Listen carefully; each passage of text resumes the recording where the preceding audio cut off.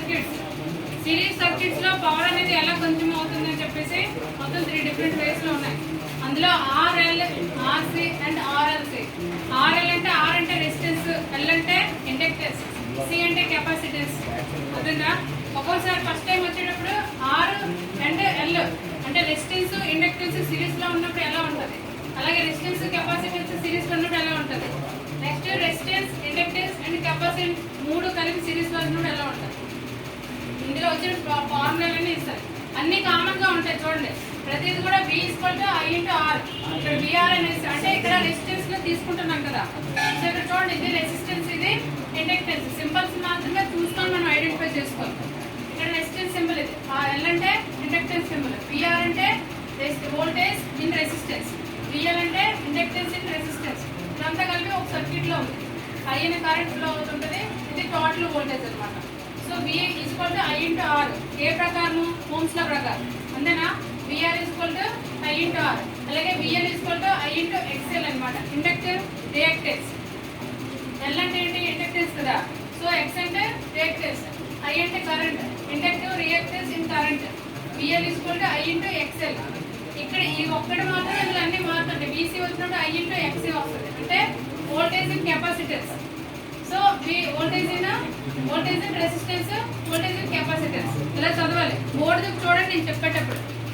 R అంటే voltage in resistance, voltage in capacitance. C అంటే ప్రతిది కూడా ఇక్కడ మాత్రం R అండ్ C తీసుకున్నాం అన్నమాట. Resistance, capacitance.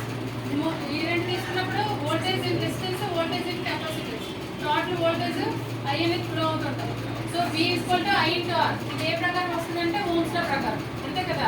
ఇక్కడ VR తీసుకోవాలి, ఎందుకంటే ఇక్కడ మనం రెసిస్టెన్స్, కెపాసిటర్ క్యాలిక్యులేట్ చేస్తున్నాం సిరీస్ లో. అప్పుడు VR voltage in resistance I × R. అలాగే VC = I × XC. Capacitive reactance, capacitive reactance in current. అదేవిధంగా XC అంటే C అంటే కెపాసిటివ్, X అంటే reactance, capacitive reactance in current. అది ఎప్పుడు వోల్టేజ్ అండ్ అదే అంటే టోటల్ వోల్టేజ్ లో రెసిస్టెన్స్ అంటే కెపాసిటెన్స్ వచ్చేటప్పుడు. సో ఇంపిడెన్స్, Z అంటే impedance. Z = √R² + XC². Formula Z √R² + XC². Power factor R/Z. Power factor అంటే దేంతో చూపిస్తాం మనం? cos తో చూపిస్తాం. So power factor R/Z. ఇక్కడ చూడండి, ఇంపిడెన్స్ Z √R² + XL². ఇక్కడ ఏం తీసుకున్నాం? రెసిస్టెన్స్ అండ్ ఇండక్టెన్స్ తీసుకున్నాం. కెపాసిటీ ఇండక్టెన్స్ కాబట్టి L వస్తుంది. ఇక్కడ కెపాసిటివ్ రియాక్టెన్స్ కాబట్టి XC వస్తుంది. చూసుకోండి, ఇక్కడ Z √R² + XL². ఇక్కడ Z √R² + XC². కెపాసిటెన్స్ వచ్చినప్పుడు XC వస్తుంది, ఇండక్టెన్స్ వచ్చినప్పుడు XL వస్తుంది. R common. Next power factor cos R/Z. ఈ రెండింటికి కామన్. Power factor R/Z. అదేవిధంగా cos power consumed by RL in series circuit. ఇందులో RL అంటే సిరీస్ లో రెసిస్టెన్స్, ఇండక్టెన్స్, పవర్ ఎలా కన్జ్యూమ్ చేస్తారంటే P = V × I cos ∅. Voltage and current. Voltage common గా తీసుకున్నాం మొత్తం టోటల్ వోల్టేజ్ కి, అలాగే కరెంట్ ఇది. So V × I cos ∅. Power factor కదా ఇదంతా. దాన్ని ఏమంటారు అంటే ఇక్కడ దీనికి ఇంకొక ఏంటంటే దీని X యాక్సిస్, Y యాక్సిస్ మీద టేబుల్ ఉంది, బట్ అది నేను వేయలేదు. సో అక్కడ పవర్ కన్జ్యూమ్షన్ అనేది పై వస్తుంది కదా, ఇంత ముందు టేబుల్ వేసుకున్నారు. సో అదేంటి cos ∅. P = V × I cos ∅. ఇక్కడ కూడా సేమ్ అదే, P = V × I cos ∅. Power ఏంటి? పవర్ అంటే డెఫినేషన్ ఏం చెప్పాను? Product of voltage into current అని చెప్పాను కదా. సో పవర్ ఫ్యాక్టర్ అనేది కామన్ ప్రతిదానికి కూడా. ఇంకోటి సింపుల్ యాంగిల్ వచ్చింది అనుకోండి, యాంగిల్ వచ్చేది అక్కడ θ° అనేది పవర్ ఫ్యాక్టర్. అదేనా? నెక్స్ట్ ఇక్కడ చూడండి, RLC in series. Resistance, inductance and capacitance. ఇది గుర్తుంచుకోవాలి. సో VR అంటే voltage in resistance, voltage in inductance, voltage in capacitance. ఇది టోటల్ వోల్టేజ్, ఇది I current. So VR = I × R in Ohm's law ప్రకారం. VL = I × XL in inductance. VC = I × XC in capacitance. C అంటే capacitance, voltage in capacitance, voltage in inductance.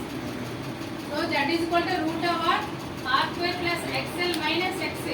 అంటే total resistance నుంచి inductance మరియు capacitance తీసేయాలి. అదేనా? R² వర్గమూలాన్ని R² + XL - XC. ఇది important formula, ఇది compulsory exam లో పెట్టింది. అలాగే cos ∅ = R/Z. ఈ రెండు ఫార్ములాస్ వస్తాయి. ఇదో formula power consumed P = V. ఎలా అడుగుతుందంటే power consumed by series in RLC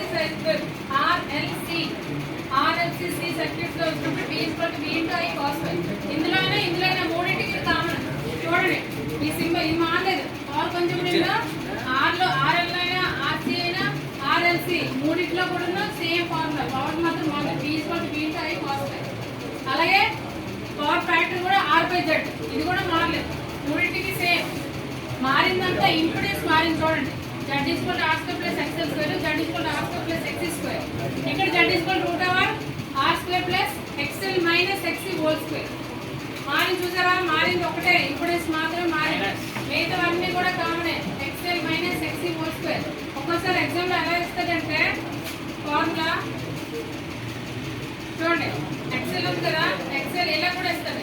XL ఇలా ఇచ్చినా మీరు కన్ఫ్యూజ్ అవ్వద్దు, అర్థమైందా? ఇలా ఇచ్చినా ఒకటే, XL మైనస్ XL ఇస్తారు.